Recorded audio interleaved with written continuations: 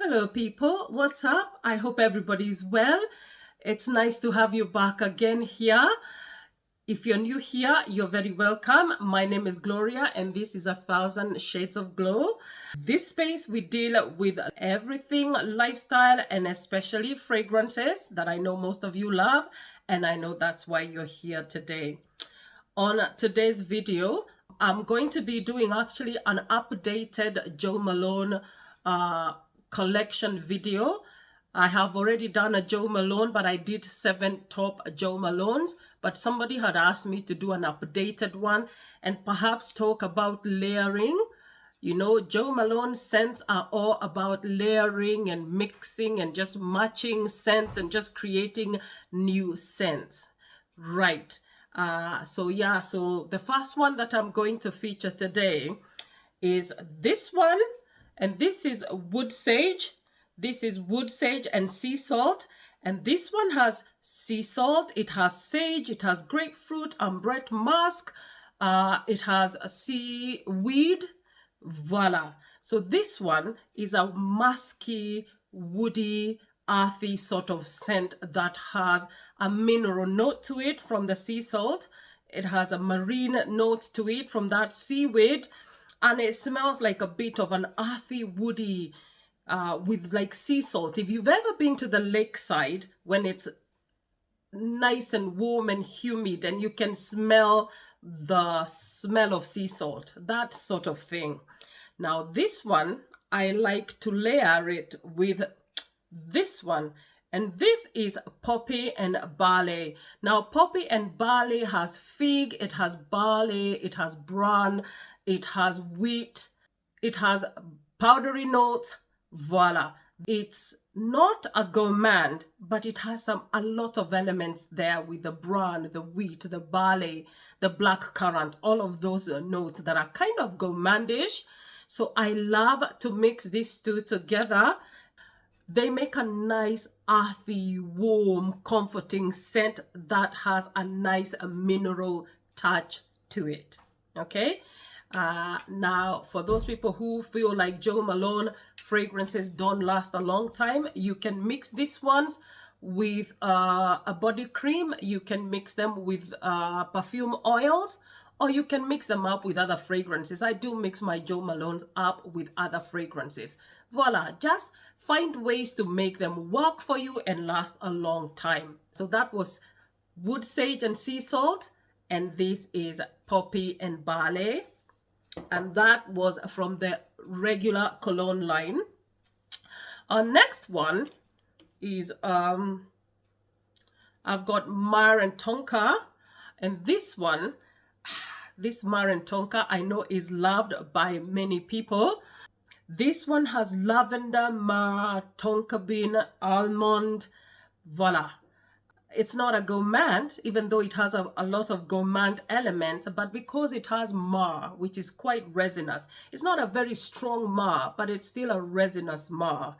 So I would not say that this is a gourmand, even though there are people who feel like this is a gourmand. Now, I would mix this one again with sea salt and wood sage. Okay, these two go together very well. They work together very well. Again, you have those resinous tones here. You have the almond, the tonka bean, the powdery note, plus the mineral notes of wood sage and sea salt, and those go very well together. So that was Mar and Tonka. Guys, our next fragrance is a Peony and Blush Suede. This is Peony and Blush Suede, and this one has got the red apple with floral notes of rose and jasmine and peony and carnation, and it also has that suede note. And this one is like a bite into a big, juicy red apple. Imagine walking into an orchard, you grab a big, huge, juicy apple that you bite into, and you've got all those apple juices running down your mouth, and then there's this smell that is wafting into the orchard, maybe from the flowers right next to the orchard, and the smell of roses and carnations. I love this fragrance. It smells so nice and juicy and fresh, and romantic. There's something very romantic about this fragrance. Now with this one, I like to pair it with Velvet Rose and Oud. And I have featured Velvet Rose and Oud so many times. I've spoken about this fragrance so many times. This is my absolute favorite Jo Malone fragrance. Oh yes, it is. I featured this in my Rose Oud combos. And this one has got the Damascus Rose. It's got Oud. It's got praline. It's got cloves. It's got... beautiful. This is a beautiful, jammy, romantic, captivating, velvety, deep, dark red rose that's mixed with some nice, soft, mellow oud. For people who are scared of oud, this one is done in a way that the oud is not dominant, and neither is there any dirty elements of any kind of dirty oud here. Very, very beautiful, smooth, very well done. Velvety, captivating, magnetic, romantic rose. I love this one. So when you mix these two, you come up with something that's very sensual, very magnetic, captivating, romantic, exotic, you name it. These ones are ideal wedding scents. You can wear this one as a bride or to attend a wedding. These two together are everything. All right, so that was Peony and Blush Suede and Velvet Rose and Oud. Our next fragrance is English Pear and Fria. I've also featured this one quite a bit. I wear this one a lot. It's one of my favorites. It's not my absolute favorite, but it's a favorite in that I find it very easy to wear, easy reach. And this one has the notes of pear and melon and rhubarb, rose and freesia sitting on a bed of patchouli and amber and musk. This has fresh floral notes with some slight greenness. The melon and the pear gives it a sweetness there. I feel like that melon comes across as being like honeyed. Both the pear and melon smell like they've been slightly honeyed. The rhubarb gives it a bit of tartness. Voila, they're all sitting on a bed of patchouli and musk and amber. Now this one, I love to pair it with Orange Blossom. Okay, this one is a very, very citrusy scent. By the way, look at how dark that has gotten. It wasn't that dark when I bought it, so it's had some time to mature. And citrusy, very heavy citrusy scents do darken quite a bit like that. And I love it. I really do love this scent. It has tangerine blossom. It has orange blossom. Yeah, it has iris, it has lilac, and it has vetiver. Like I said, this is a very, very citrusy, it's a highly, highly citric scent. The citrus is, when you smell this one, this smells like peeling. You know, when you have peeled like a nice fresh orange, that's what you get here. Unfortunately, the floral notes are very soft, almost non-existent. There's no powderiness from that iris or even the lilac. The vetiver, I think, is there very, very faintly.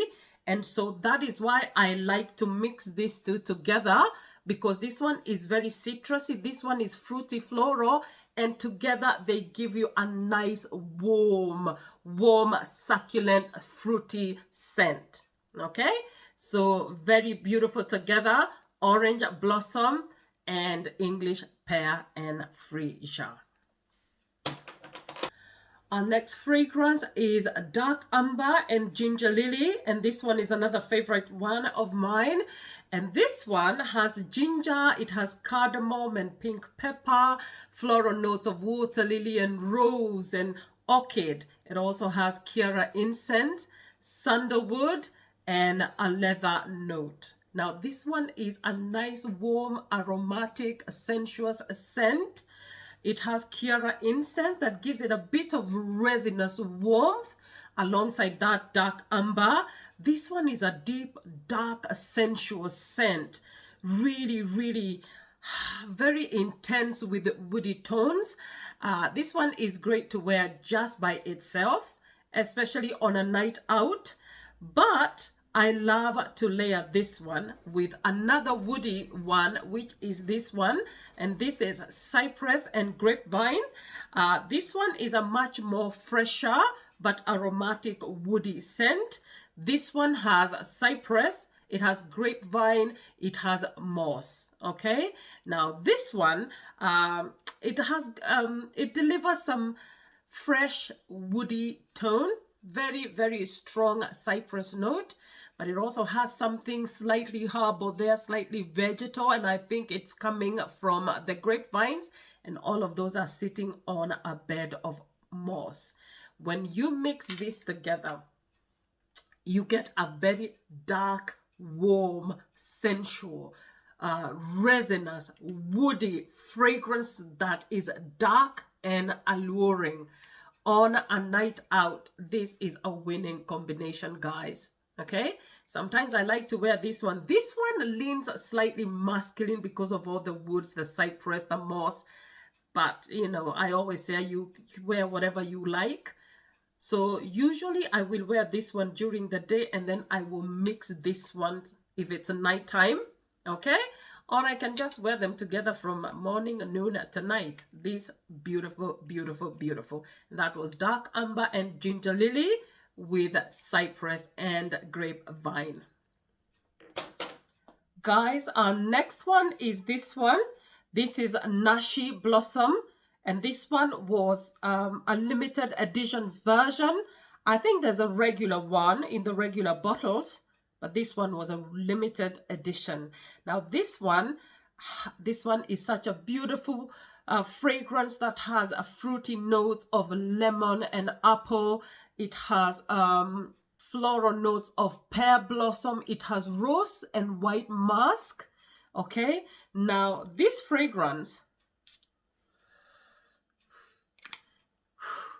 this smells like a nice crisp green apple with a bit of citrusiness, okay? The pear blossom shows up there. This is like a nice dewy, succulent, fruity, floral. It also has some nice greenness to it, some freshness to it. Yeah, this one is grounded by a base of white musk, and there's some like almost like woody tones. And in the deep dry down, I can smell the rose, a faint rose, but also I get what is like a soft gardenia or a jasmine. And now there's no gardenia or jasmine in this fragrance. It could just be that rose that is translating that way. However, I do crave that slight smell of jasmine there, which is not there. So what I do to up the amp on that, I play up that phantom note. It's a phantom note, that gardenia or whatever it is. I like to play that up with jasmine, sambach, and marigold. Now, jasmine, sambach, and marigold is got jasmine, it's got marigold, and it's got ylang ylang, it's got honey, and it's got a benzoin.